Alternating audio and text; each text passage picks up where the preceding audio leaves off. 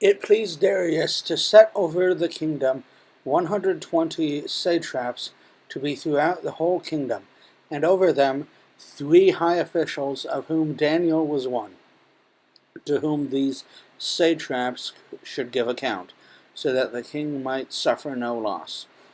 Then this Daniel became distinguished above all the other high officials and satraps, because an excellent spirit was in him, and the king planned to set him over the whole kingdom.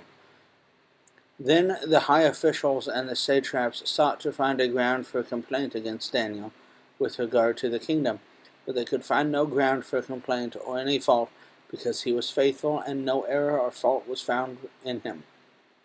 Then these men said, "We shall not find any ground for complaint against this Daniel, unless we find it in connection with the law of his God."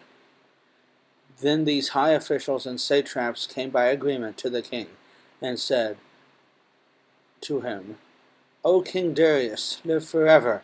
All the high officials of the kingdom, the prefects and the satraps, the counselors and the governors, are agreed that the king should establish an ordinance and enforce an injunction that whoever make petition to any god or man for 30 days, except to you, O king, shall be cast out into the den of lions.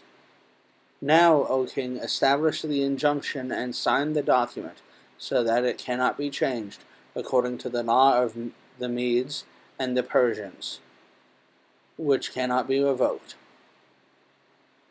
Therefore King Darius signed the document and injunction.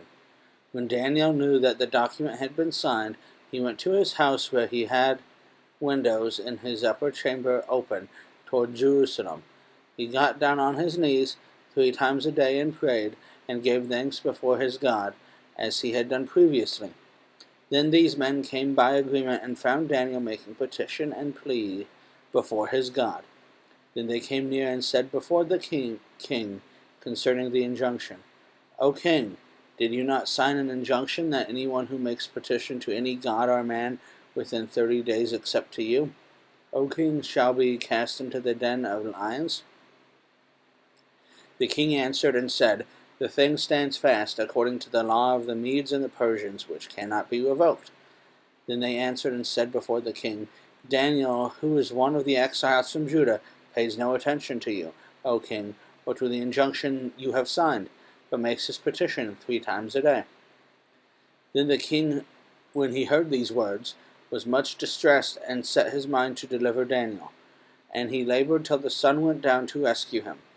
Then these men came by agreement to the king, and said to the king, "Know, O king, that it is a law of the Medes and Persians, that no injunction or ordinance that the king established can be changed." Then the king commanded, and Daniel was brought and cast into the den of lions. The king declared to Daniel, "May your God, whom you serve continually, deliver you." And a stone was brought and laid at the mouth of the den, and the king sealed it with his own signet, and with the signet of his lords, that nothing might be changed concerning Daniel. Then the king went to his palace and spent the night fasting. No diversions were brought to him, and sleep fled from him. Then, at the break of the day, the king went in haste to the den of lions. As he came near to the den where Daniel was, he cried out in a tone of anguish. The king declared to Daniel, "O Daniel, servant of the living God, has your God, whom you serve continually, been able to deliver you from the lions?" Then Daniel said to the king, "O king, live forever. My God sent his angel and shut the lions' mouths, and they have not harmed me, because I was found blameless before him, and also before you, O king, I have done no harm." Then the king was exceedingly glad, and commanded that Daniel be taken up out of the den. So Daniel was taken up out of the den, and no kind of harm was found on him, because he had trusted in his God. And the king commanded, and those men who had maliciously accused Daniel were brought and cast into the den of lions, they, their children, and their wives. And before they reached the bottom of the den, the lions overpowered them, and broke all their bones to pieces. Then King Darius wrote to all peoples, nations, and languages that dwell in all the earth, Peace be multiplied to you.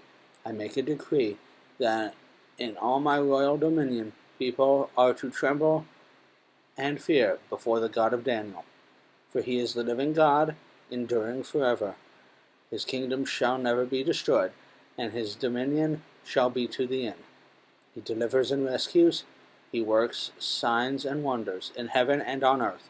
He who has saved Daniel from the power of the lions. So Daniel prospered during the reign of Darius and the reign of Cyrus the Persian.